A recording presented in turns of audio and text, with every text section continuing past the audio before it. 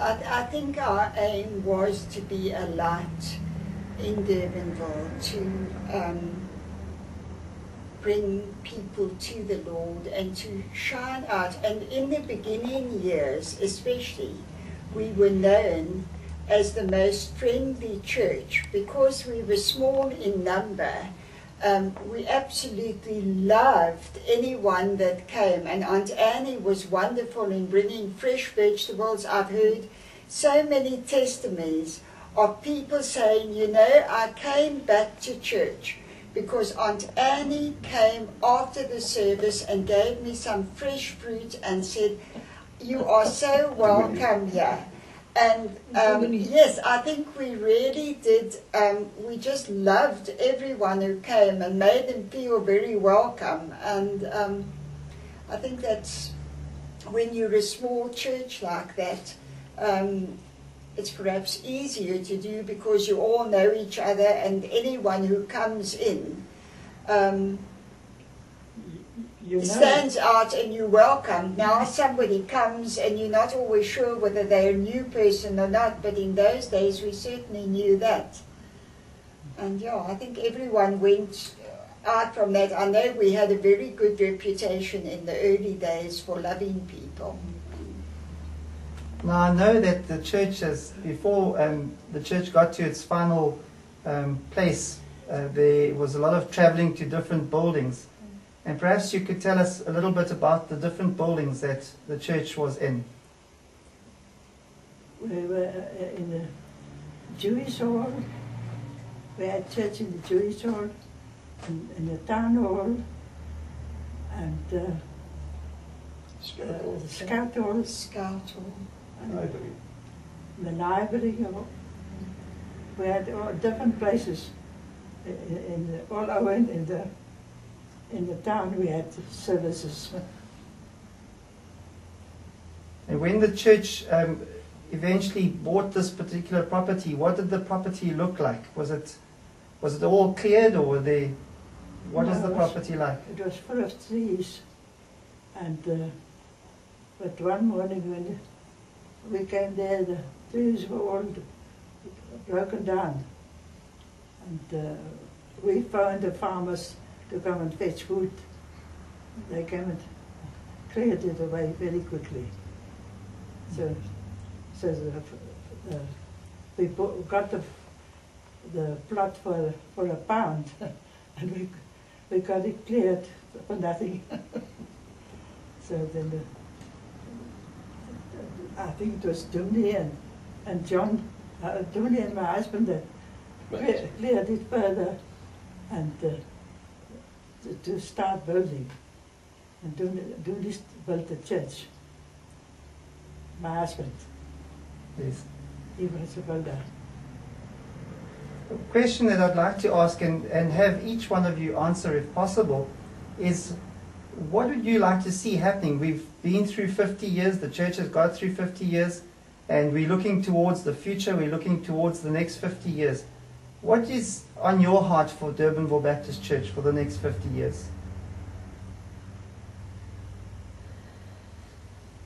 I would like to see a little special services for young people. The young people that come to church, that they have special meetings to bring them to the Lord. I'd like to see a creche or a little school. And it is next door, so keep it in mind.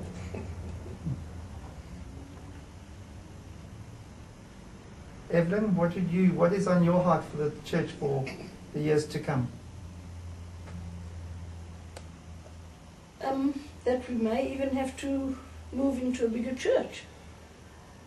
That the membership will grow to such an extent that we'll have to once again extend, so that it proves that the church is growing, that the word is preached, and the people enjoy the meetings. As Heather said, it's a friendly church, and it mustn't stagnate and just remain as it is at the present moment, even if we have to get a second church, at another place. But No, it must just keep on growing and expanding. I don't know what else to say. Heather, and for you? That we will keep on preaching a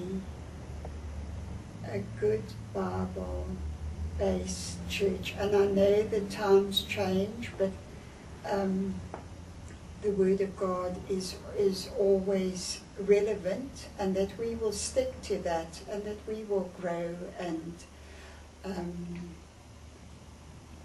that I think we're doing a wonderful work amongst the young people as it is, and it's wonderful to see our evening service with so many young people in it, and may they just continue to love the Lord and serve the Lord and go out for Him. So yes, I think that's more or less what I would feel.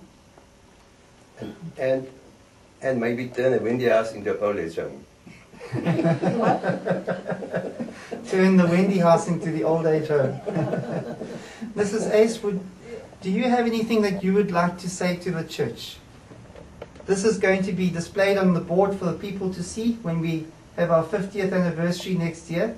And is there anything that you would like to say to the church? To remain in the Lord, steadfast, be a witness for Him, true witness.